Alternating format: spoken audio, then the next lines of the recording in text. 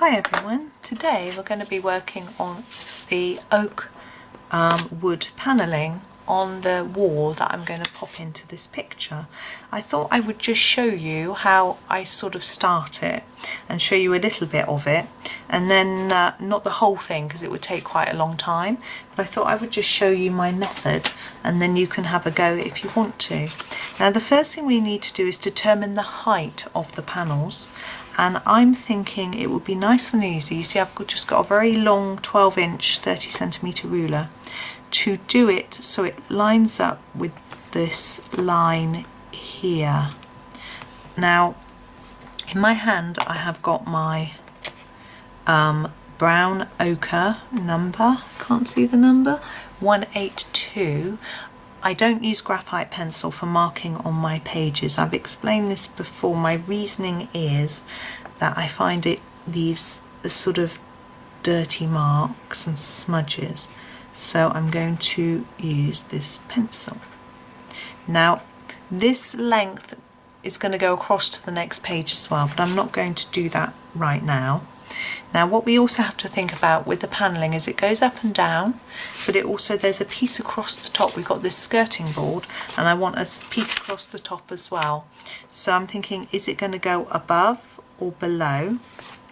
And also what thickness? I'm actually going to measure the skirting board is roughly 6 centimetres. It's quite a small skirting board, and I think the top of this would be like a dado rail. I think it will be a similar size. So I'm going to mark this again at 6, and I'm going to put it above the line I've drawn already. So I'm going to take my ruler, it's probably tricky for you to see, and I'm going to find 6mm and draw a little tiny line there. That's where it comes to, and do the same over here on this side. And then I can join up those two. I try and push my book really flat. And I'm trying to just carefully line that up and draw a line across here. Now, beyond this, we've got a little bit in there as well, on both sides, like that. So there's our little bit of it. I would carry it on onto the next page. I won't do that now, it's going to be quite hard to see. Now that's the first step, and then we want slats of wood going downwards. So I'm going to move this across a little bit and zoom in a little bit, and I'm just going to do this side. My remote control isn't working. Let's zoom in a little bit so you can see better. And I'm just going to do this side to show you. So we want the slats going down this way, and we need to measure them so they look even. And I'm thinking we want them thicker than this. That was 6mm. I could do a centimetre, I could do 1.5 cm. I think I'm just looking at this and thinking, and I'm thinking I'm going to do a centimetre. So every centimetre I do a little mark. And then I'm going to do exactly the same at the bottom. So I line my ruler up with the top of the skirting board and do a centimetre mark. Now unfortunately we've got this log basket in our way, but I'm going to do a rough line on the top of the log basket. I can erase those. Also my log basket will be a shade of brown, so I'm happy that that's going to work. And then we do what we did with the across line. We line up these two lines here and here, and then draw up the pencil. And we do that with the next one. This one's a bit faint because it's on the basket, but I'm not going to draw my line through the basket, only up to the wood there. And this one, I'm just trying to find my line, it's really faint, down to the robin. And this one here, down to the log there, and then this one, I'm trying to find the line, down here,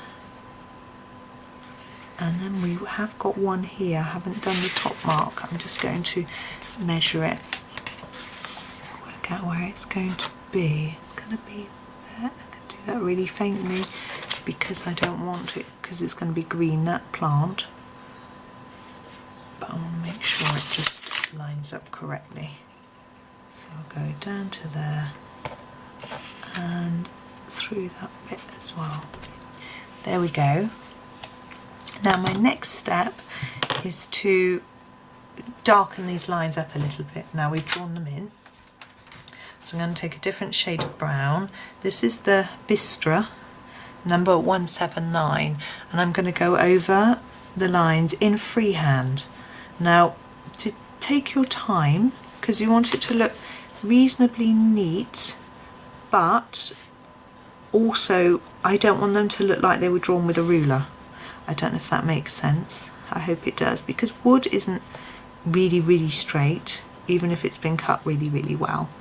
So I'm just going over these, and I'm thinking if there was panelling, the gaps between them would be dark. There'd be a bit of shadow where they join together, which is why I do this in a slightly darker colour. As I say, you can take your time with this. And across here, I'm not going to do it on the very top because I don't think there will be a shadow above here. We can think about that when I do the wall. Whatever I do with the wall, I think about that then. And now I'm going to go back to the original brown ochre that I was using, and I'm just going to show you one panel on how I make it look like it's wood. So firstly, I just fit it all in with this colour, and nice and easy. And I do an up and down stroke. You want to see the strokes, not too much, but think about how wood has a sort of stripe-ish pattern to it. It's not stripy, but I think you know what I mean. Now we've got these pieces of wood here as well, so think about that carefully when you're choosing your colours and what colour you're going to do those. I'm going to do these quite dark, so this is hopefully going to sit back a little bit. So I'm going to do another layer on top. Now see here, we've got this little darker bit where I've gone over. That's okay. Wood does that. It's not an even colour, so it doesn't matter. Now I'm not going to worry about shadowing behind the basket at this point.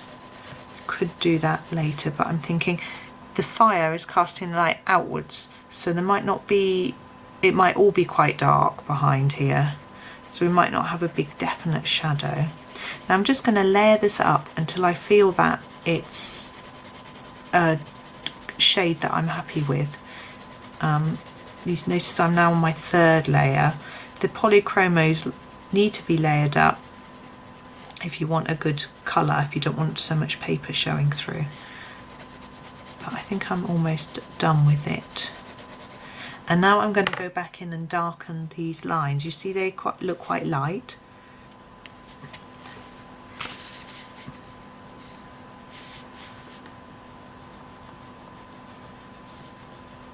Now you can also use this for a stripy wallpaper. You could see how you could do different colour stripes. Same technique, but you would want your colour to not look so stripy. Now the last step in making this look really woody, now normally I do all of it first and then do this last, but I'm just skipping ahead so I can show you, is to put some flecks in the wood. Hang on, I'm just going to do that bit over the top as well. It's just worrying me what he's doing. There we go. So I'm going to use a darker brown. I'm going to use my dark sepia, which I really like using, and I'm going to just go in, it's sharp, with flecks like this. You can use any hard pencil for this as well, so if you're using Prismacolors, a very thin would be a good one if you've got those, or even sort of cheaper pencils seem to go sharper. You can do different lengths if you want to, some long, some short.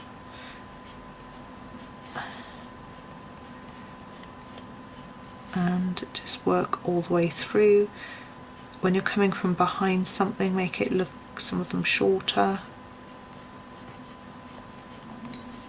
Now the good thing about this is if you don't like it, you can go over it in a darker colour and then bring it, then do it again. But there we go. I've see what also you could do is do a little knot pattern in it now at this point if you wanted to, but I've tried it and I can't make it look natural. I find this effect looks better. So there's my first wooden panel. So I will then obviously I'll carry on with the rest of the page and do it right across this side, the other side of the fireplace, and then the other side of the page, so it all matches across. And you can see it doesn't really take that long.